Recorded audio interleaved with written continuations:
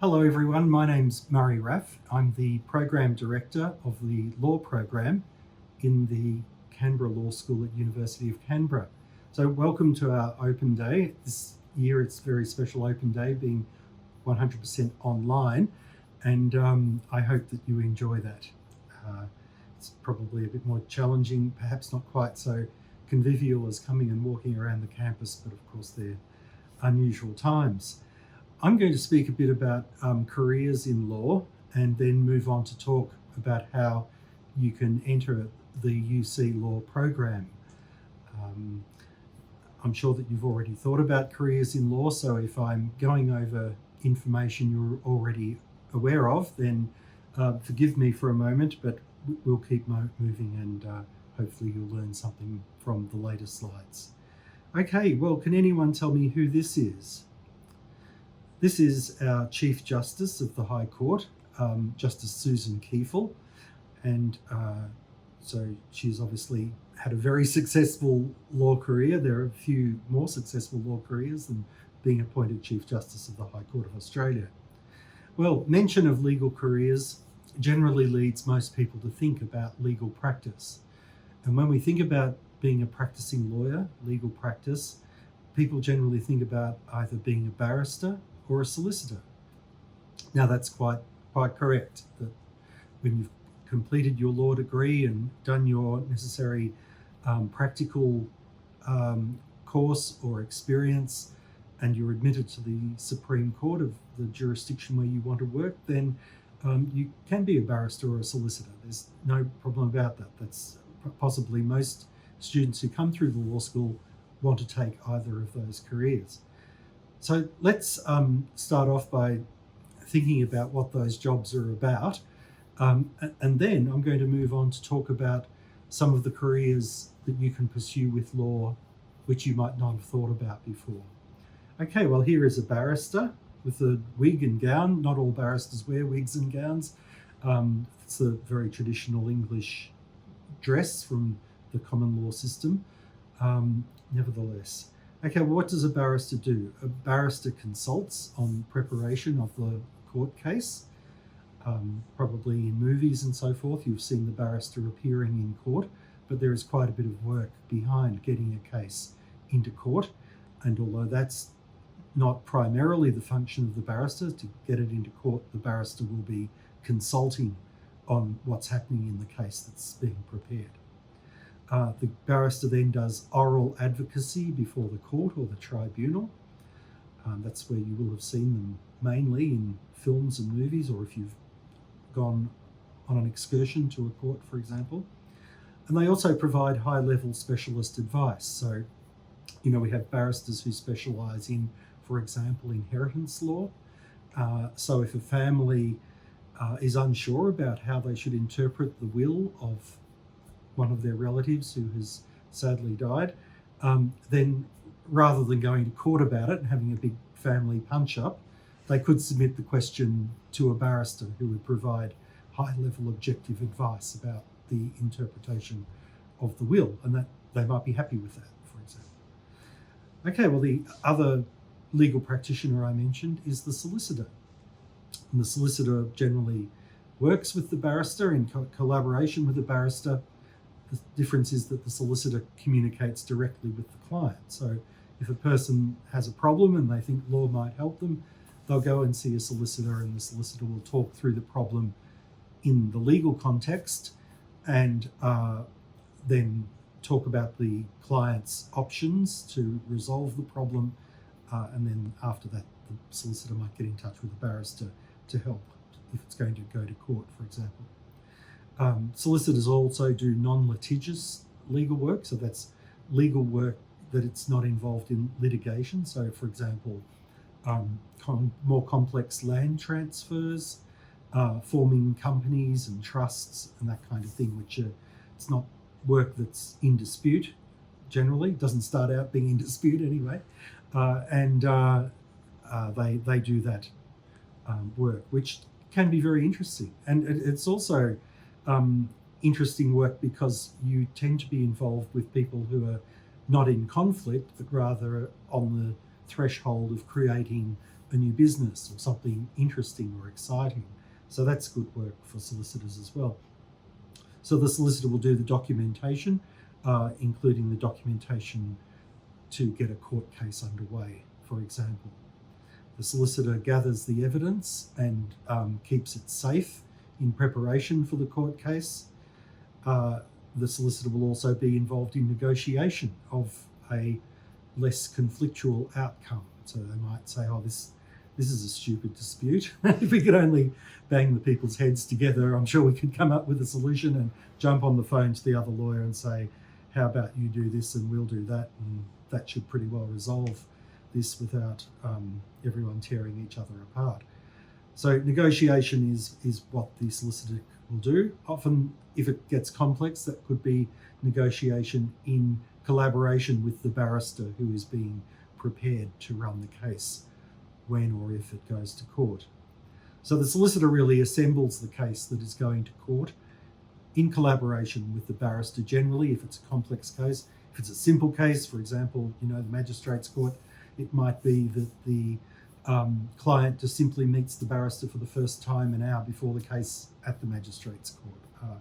If it's a more complex case, you'll have meetings running up to the court case where the client and the barrister and the solicitor will discuss how they're going to approach the case. Okay, well, that's the conventional view of legal practice. Nevertheless, there are statistics, you might have heard of them, which suggest that 40% of law graduates actually do not enter legal practice. Now, these stats actually are attributed to University of Melbourne Law School. So it's not generally that the law graduates are not good enough to get into legal practice. I actually worked at Melbourne Uni Law School for 8 years, and I can say that what generally motivates the graduates who don't wish to enter legal practice, certainly at that law school, is that in the course of their legal studies, they hit on some other way of using their legal qualification that they find more interesting, more exciting, more creative. Horses for courses, everyone's entitled to their own, and so forth. People succeed best at what they enjoy. So if you're a law graduate and you think to yourself, well, actually, advising people on the correct interpretation of a will would drive me crazy, then there are a lot of other things you can do. In addition to 40% of law graduates not entering legal practice initially, perhaps becoming diplomats or whatever, we'll go through those alternatives in a second. Of those graduates who do enter legal practice, it is said that a further 40% will have left within 5 years. It's also said that 85% of graduates who remain in practice after 5 years will work in commercial law. So we all find human rights, environmental law is my main area. We all enjoy the idea of environmental law and protecting endangered species by legal means. That's all very exciting, but actually a lot of, probably most law graduates end up working in commercial law for a whole range of reasons. Anyway, so there is you might say, an attrition with respect to legal practice and legal careers. I've mentioned that there are positive reasons for this, that there are more interesting legal roles in other parts of the legal sector. We're about to look at some of those. But you have to admit, there are also negative reasons. So legal practice, being a barrister or a solicitor, often involves long hours.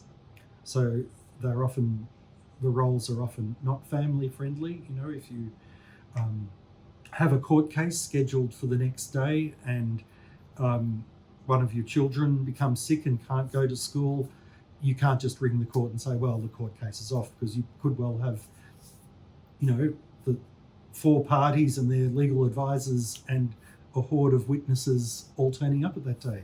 Someone has to go there and perform the role that you have agreed to do. So that makes it difficult with respect to succeeding in a legal career and having a family as well.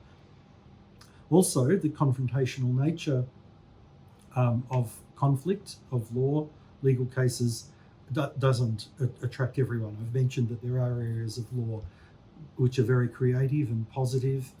And believe it or not, many of them concern property law and so forth that most people at the outset think are probably boring, but actually they can be interesting and creative areas to work in.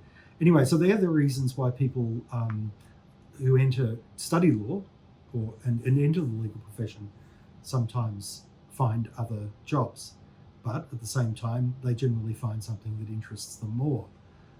Okay, well, the other directions that you can take with a legal career are, for example, public administration. So once, in order to gain entry to the public service, Commonwealth or Territory in one of the states of Australia, it was usual to have an arts degree or a commerce degree, economics. Today, it's more frequent for applicants to the public service to have a law degree, usually in combination with another degree. So if you've chosen or you're interested in doing a double degree, that's great, because it gives you a more diverse career background, potential career background. Could be international relations law, for example, and you could work in the DFAT, the Department of Foreign Affairs and Trade, as an international lawyer there, for example, which is not within the usual barrister-solicitor career path. Another potential direction would be law reform and legal policy. And here we have a photo of Sarah Darrington, Professor Sarah Darrington, who is the present president of the Australian Law Reform Commission. And so law reform, I worked in the Victorian Law Reform Commission for 5 or 6 years, some decades ago now, but that was very exciting work. I would have to say is probably the most exciting work I've done in my career, although academic work is probably more stable and enjoyable in the longer term.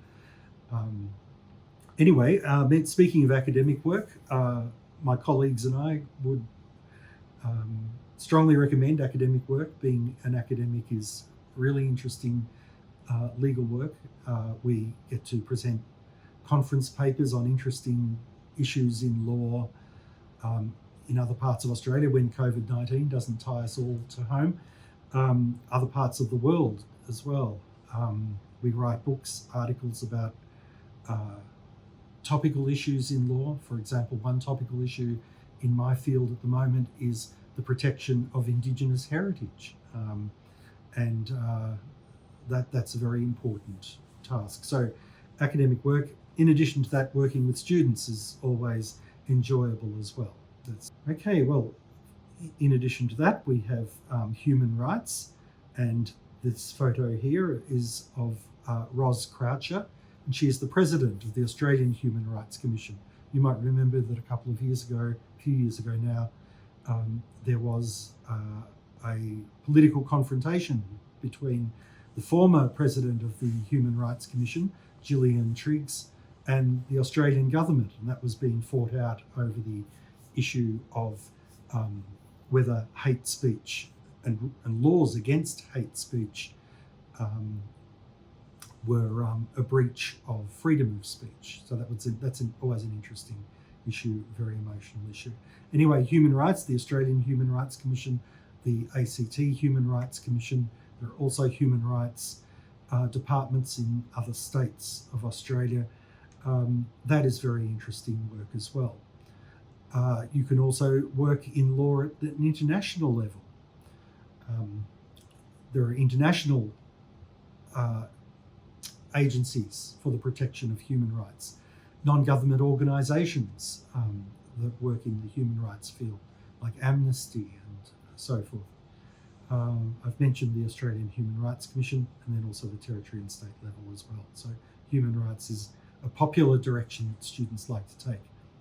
Further, I've mentioned law reform and legal policy already, perhaps not in a law reform commission, but in the Attorney General's department. This is our present Attorney General. So you could work in politics. A lot of politicians have been lawyers. Just think of a few: John Howard, Gough Whitlam, they were all lawyers before they became politicians. Christian Porter is the present Attorney General. You were going to say I couldn't remember his name, weren't you? Almost didn't, I have to confess. Okay, Christian Porter is our present Attorney General in the House of Representatives, and you would know that because the upholstery of the seat in the House is green. Okay, well, diplomacy, you can do international law and become a diplomat working for Australia in other countries, or international commerce management, directors on boards of big banks. A number of them are always qualified lawyers who have chosen a different path. Okay, well, they're the other career options that you can think about with a law degree. Let's now think about how you get into those programs through the University of Canberra.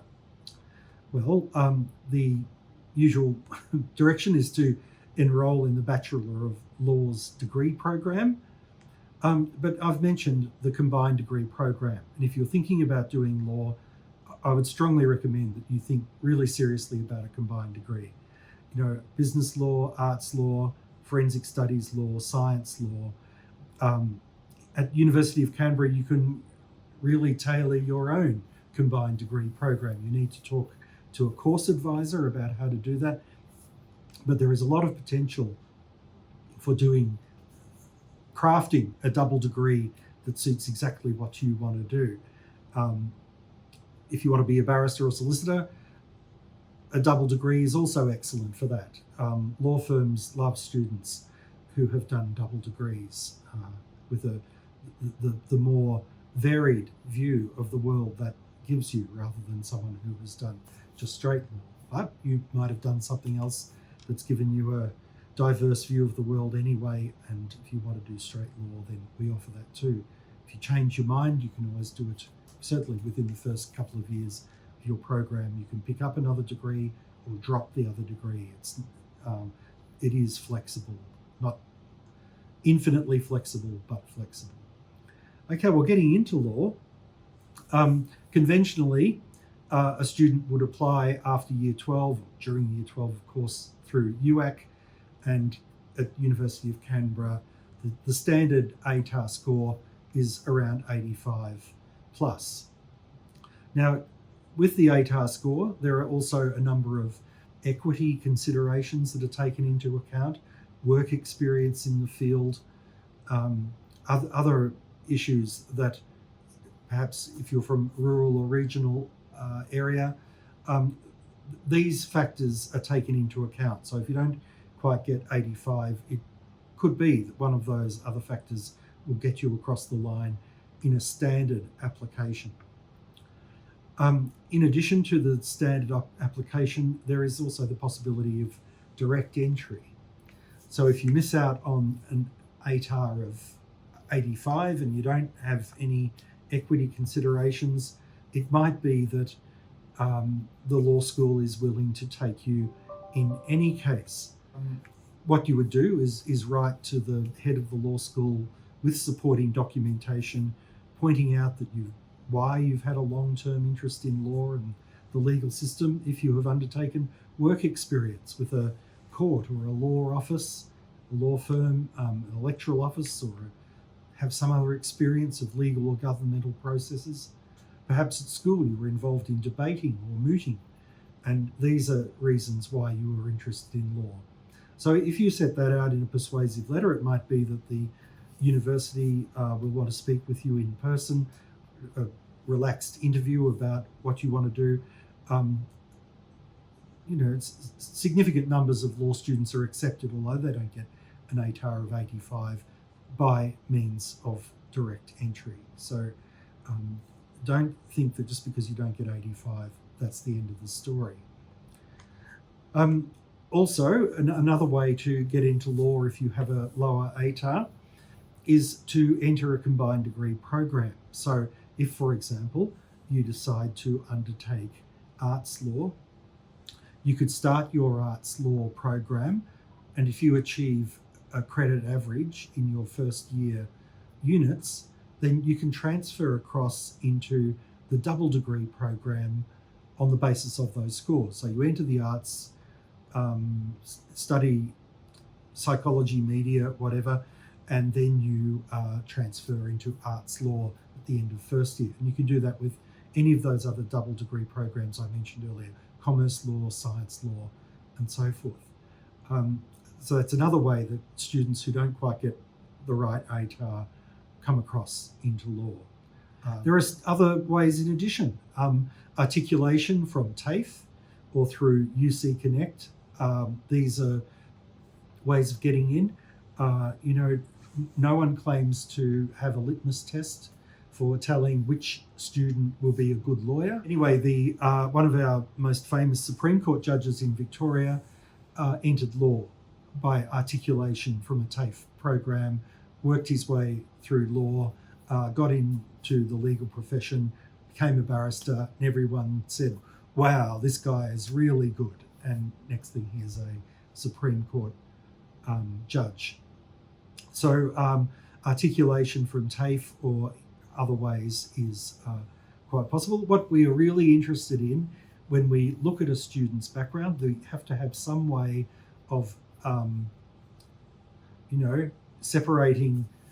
If not everyone can do law, we have to have some way of trying to identify who are going to be the good law students. That's what we're really after, is who will be a good law student. If you persuade us that you will be a good law student and do well, then we are open to discussion about your potential application. Okay, well, you get into law, you study in the law program, you enjoy university, hopefully. I loved university, I enjoyed it. I love working in universities. I hope you enjoy university too. After you've done that, you've graduated with a law degree, you then need to do practical legal training. It's about a year, not quite a year, I think. Some jurisdictions still allow you to do articles of clerkship where you work with a lawyer for 12 months and then you gain admission to legal practice in a big ceremony in the Supreme Court of that jurisdiction. I think Queensland still allows you to do articles of clerkship. I did articles of clerkship. I thought they were fantastic. Okay, well, the UC Law program has been recognised widely. Unfortunately, we don't publicise this enough, I think. But, we have internship programs in the law program. So you can go and work for a semester part-time in a law firm or a court or another legal institution. And you complete assessment about your experience in that internship, for example, and that is credited to your degree as a unit, an internship unit. Well, one of our interns, very creatively, instead of doing her internship in Canberra or even Australia, got an internship position in London with a top British law firm. And these are quotes from a letter that one of the partners of the law firm wrote to us enclosing his report on her performance as an intern in this big London law firm. He wrote, "It has been an absolute pleasure to work with the UC student. Her time commitment, approach to her work, and the quality of the product has exceeded my expectations. I am impressed with the standard of your students. As a partner in a leading international law firm, we set high standards. It is pleasing to acknowledge exceptional performance." So that was a great endorsement of our law program. And I'd have to say, since that, it's not last year or even the year before, it's from a few years ago, but since then we've improved our law program even more. So you can be confident that when you come to University of Canberra, you will receive a high level, high quality legal education. I should mention as well that we have a Canberra Law Student Society. It's not everything is run by the law school or the university administration or the faculty. The Canberra Law Student Society it's like a club or an association that the students themselves formed many years ago now. And it was formerly known as the Isaacs Law Society, but people seem to have forgotten that Sir Isaac Isaacs was a High Court judge and the first Australian-born Governor General. So that was why they named their law society after him. But didn't cut much with first year students who were all confused about what the name was. So they changed their name just recently to Canberra Law Student Society. It's student run. They elect their own office holders. At the moment, the president is Natasha and her vice president is Jasmine. And we collaborate, the law school and the Law Student Society collaborate on a whole range of things. The Law Student Society runs social events for law students, for example. It's a bit of a challenge to do that with COVID-19, of course, but we're, of course, lucky in the ACT in that regard as well. They have careers festivals where people from law firms and other legal career directions come along to the law school and meet the students. Competitions like moot court competitions and negotiation competitions, witness examination competitions, who is the best at cross-examination. It sounds cruel, doesn't it? But anyway, it's all good fun for them. They are involved in education, equity, and also they're very concerned about student well-being, that everyone is travelling well through the pressure and so forth of student life, of studying at university. Well, that's all I have to say. That was probably more than enough. Thank you very much for your attention. I hope that you will seriously consider coming to study with us, University of Canberra. We would look forward to welcoming you in person. Thank you for that.